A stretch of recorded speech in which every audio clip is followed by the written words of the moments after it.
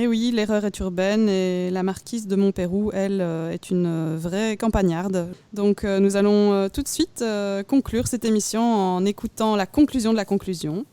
La marquise de Montpeyroux va nous présenter une chanson, un morceau, intitulé « Ma coloc à Sclessin ». Tout à fait, ma petite Diana, et je vous prie encore de vous calmer et de ne pas me traiter de campagnarde. Je vous rappelle que nous n'avons pas gardé les dindons ensemble. Bonjour à tous les gueux. Alors ça y est, vous êtes contents, vous êtes déconfinés, vous avez de nouveau des camions de livraison en travers des pistes cyclables, on vous a bien rajouté des terrasses étendues en plus, il vous faut toujours 35 minutes pour faire le tour de la place Saint-Lambert en voiture aux heures de pointe, les 3/4 du boulevard d'Avoie sont bien inaccessibles à cause des travaux. Et malgré ça, ces babas cool d'Urbagora continuent de vous faire croire qu'ils vont vous obtenir des aménagements cyclables satisfaisants. Quel naïf. Heureusement, la marquise de Montpeyroux, dernière héritière du domaine de Montpeyroux dans le Périgord, grande ordonnatrice des élégances en province d'Aquitaine et de Navarre et spécialiste en ébréchage de lustre, est là pour vous ramener à la réalité. Vous allez être content, je vous ai dégoté un terme que vous adorez utiliser quand vous voulez vous faire croire que vous pouvez être heureux en ville avec vos gages de manant. Alors que la seule solution habitable viable, effectivement, je vous l'ai dit moult fois, ce sont les 80 hectares de vignes avec château dans le Périgord.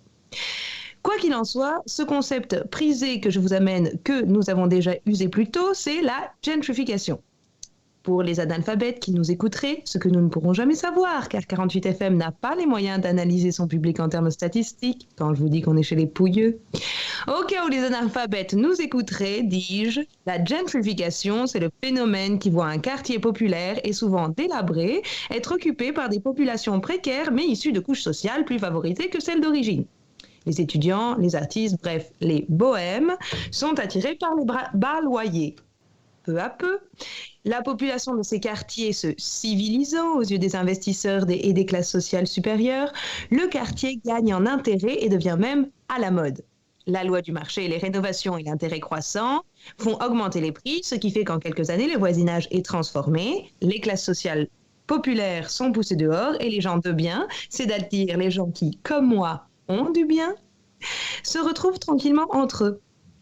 Pour se démarquer de ses contemporains, le bourgeois bohème ou l'aristocrate distingué sera toujours à la recherche de la niche urbaine en voie de gentrification afin de réaliser une bonne affaire immobilière et de briller par son avant-gardisme.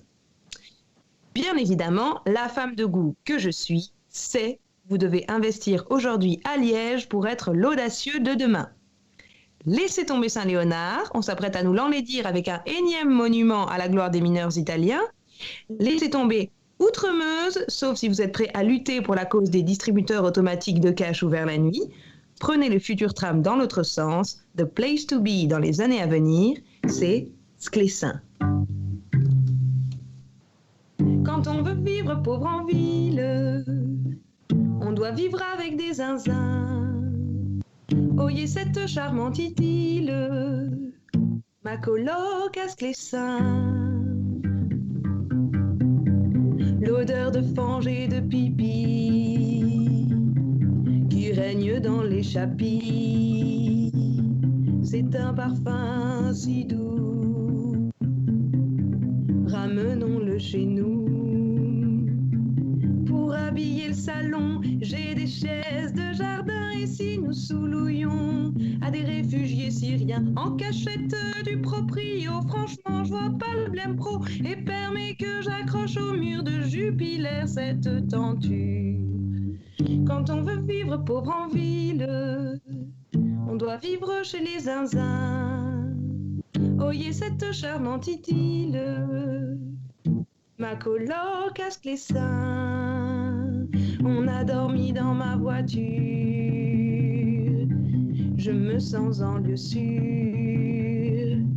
Fusillade au bout de la rue, le Lidl craint, j'étais prévenu.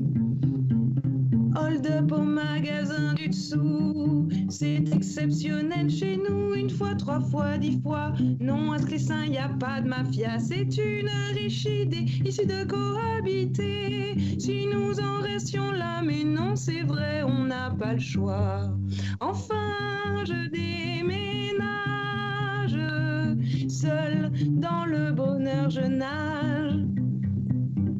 Et aussi dans les fuites au salon à 4 heures du matin, pendant que mon voisin joue du tromblon.